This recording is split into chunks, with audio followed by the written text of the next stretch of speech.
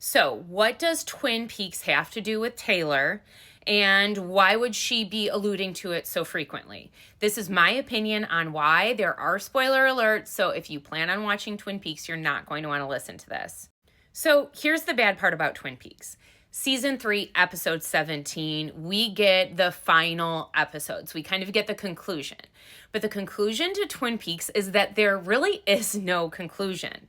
The episode is called The Past Dictates the Future, and where we are given some context clues to kind of the ending of the show.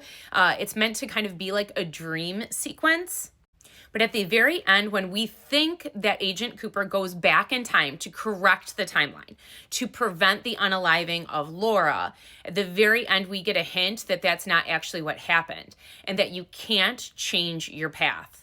So where he may go back in time to correct the timeline is predestined, and karma comes into play, and karma has a lot to do with the sequence of events in your life, but your overall path and destination remains the same.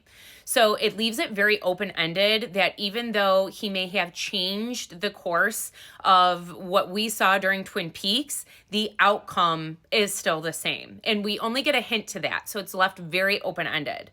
Twin Peaks, the point of it is that everything is up for interpretation and that we find symbols in everything. Some are planted, some get answers, some don't, some are made up in our minds. That's kind of like the overall point of the show, that there are no concrete answers, and that art in any form, whether it's a television show, a painting that you look at, music that you listen to, that it's more about the journey than the destination. Twin Peaks taught people that the need to know is something that you have to let go because there aren't answers. Just like there's not answers when we go through a breakup or we lose our job. We're never given definitive answers. It's always up for interpretation. The more you revisit and rewatch it, you get more context clues. So you may alter your destination or your answer to what Twin Peaks represents. You may kind of get more symbols and more illusions that kind of add to your theory, but you never get a full answer. It's always interpretable.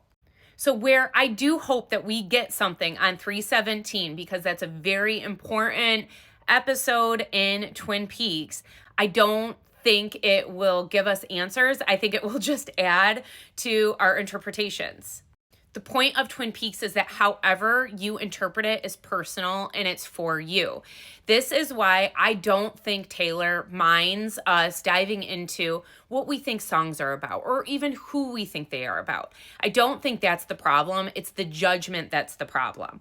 But I think she understands that people get more of a connection with something if they have an interpretation of not only what it means to them, but what it meant to the artist as well. We get comfort in sharing our ideas. We like it when people either challenge us or agree with us. It gives us either confirmation or something else to think about. And you can plead your case and say what you think something means, but it's always interpretable. There's always going to be people that disagree with you. That's kind of the point of art being interpretable. But you also have to be willing to change your mind or bend or at least listen to other people's ideas. At the end of the day, everything's a theory until the artist tells us something specific. Without that, it's just a theory. Nobody is correct. Nobody is right.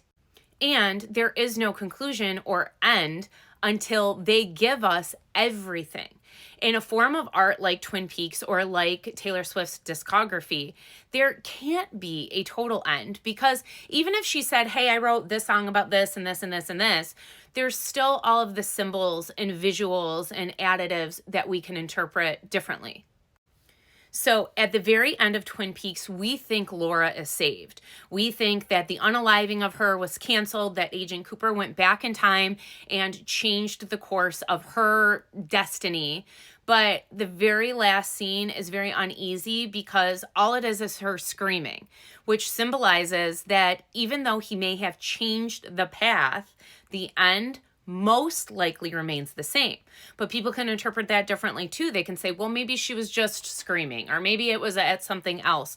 But other people interpret it as her end and the demise of her was inevitable, and that's what it's hinting at. Our path is predestined. Karma changes our path, but in the end, we still get the same outcome despite the roadblocks.